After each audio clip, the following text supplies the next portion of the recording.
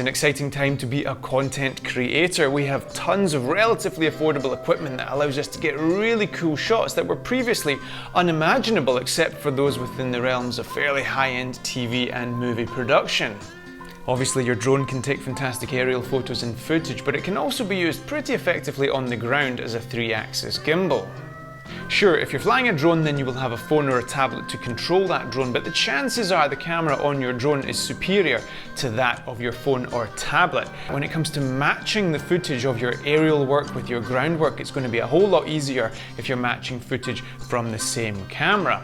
Added to that, we have a 3-axis mechanical stabilized gimbal here on the drone. By all means go buy yourself a mechanical gimbal for your phone, but that's something else to carry even if you do have the money for that. And above all else, we just love getting the most out of any piece of gear. Do more with less is our motto. So with that in mind, let's look at some tips to get you creating great ground footage, taking advantage of your drone's gimbal stabilized footage.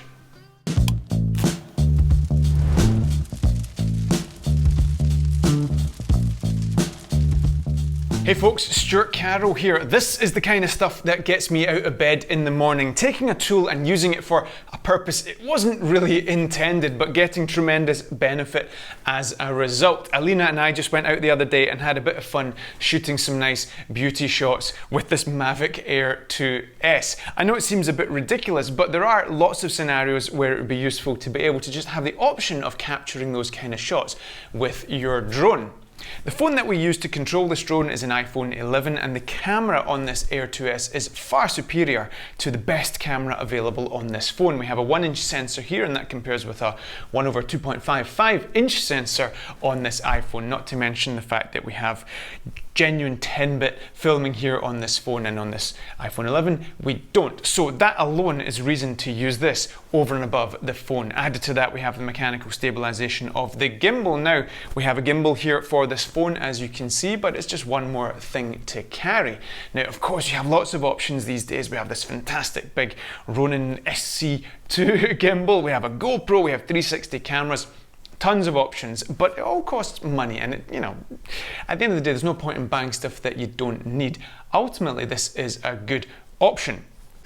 Like a typical gimbal, the drone does a fantastic job of stabilizing the roll axis, so we maintain a level horizon. When we're yawing, the drone also stabilizes that yawing motion, so everything is nice and smooth. But when we tilt, the drone is designed to keep that camera pointed forwards. We don't get a follow mode where the camera tilts up and down with the drone. So the first tip is to introduce that third axis by way of the gimbal wheel on your controller, so we can create some nice tilt down maneuvers. We can tilt up as well for that matter. It allows us to have the camera down nice and low and looking up at our subject, just like a normal 3-axis gimbal.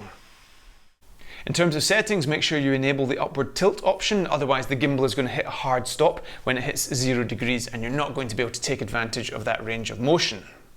Given that our goal is to get the best possible cinematic footage from our gear, we do recommend you use ND filters to lower your shutter speed to allow you to get the motion blur the eye is accustomed to seeing when watching cinematic footage. Now, there's a lot of confusion out there on that subject. I'm not going to cover it here. We have definitive guides to the use of ND filters, why, when, and how you would use them. They're not essential, but they are certainly valuable. We have been using these Freewell ones. Thank you, Freewell, for sending them. Very helpful indeed on this Mavic Air 2S, and it allows us to get that 1/50th second of a shutter for our real-time footage, or 100th second of a shutter for our 50 frames per second footage.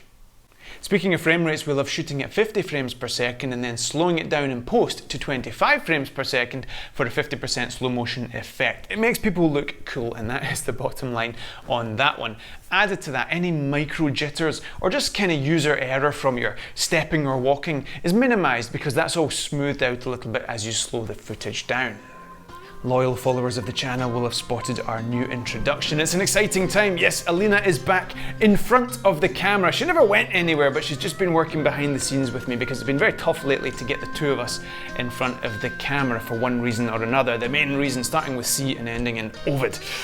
Anyway, things are moving forwards and we have a ton of great content already prepared that we will be releasing soon, covering the entire spectrum of content creation, from capturing your photos, your images, your footage, through to delivering it by way of video editing, photo editing, etc, etc. 20 years of combined experience, drones, gimbals, any type of camera, video editing, we have you covered. I'm pretty pumped about it. It's an exciting time, a bright and pleasant looking future.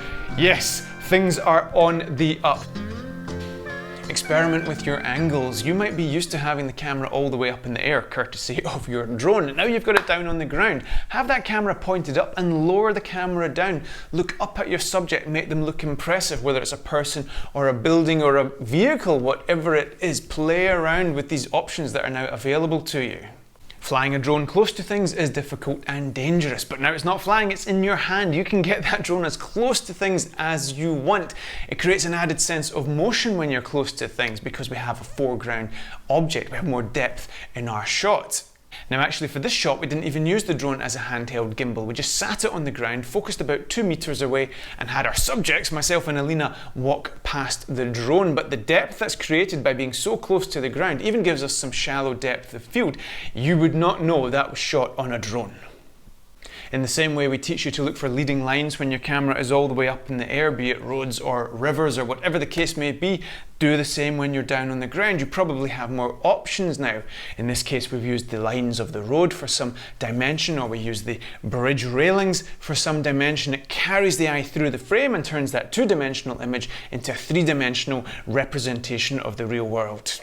If you get relatively close to your subject and rotate around them, you get this tremendous parallax effect. Now we are shooting on a wide angle here, 22mm equivalent, and the effective aperture of this camera is fairly high. So shallow depth of field is a little bit tricky to achieve, but the motion of the background swirling around your subject in the foreground creates that really good three-dimensional parallax effect.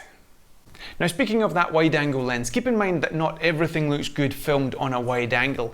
People in particular. You can get away with a kind of head and shoulders bust type framing on a person, but if you go in close to their face, you're going to start to distort their features. Not to worry, however, most of these drones shoot on 4K or above. In the case of this Mavic Air 2S, you can crop in post if you need to, so plan your shot accordingly. Stand back a little bit so we don't get that distortion on our subject's face, and if you want to, just punch in post, and before you know it, you've got a portrait lens on the ground courtesy of your drone. As an aside folks, we did a pretty heavy colour grade on the log footage that came off this Air 2S, and I know a lot of you are struggling with it, so we did a video on how to colour grade any drone footage up to and including log footage, so do check that out to help you there. And in case you didn't realise it, the last 70 minutes of our 8-hour drone cinematography masterclass concerns video editing. We teach you concepts applicable across any software up to and including advanced colour grading and colour correction. Okay, a pleasure as always to speak to you. Stay tuned for the exciting new content we have here on the channel, and we will see you next time.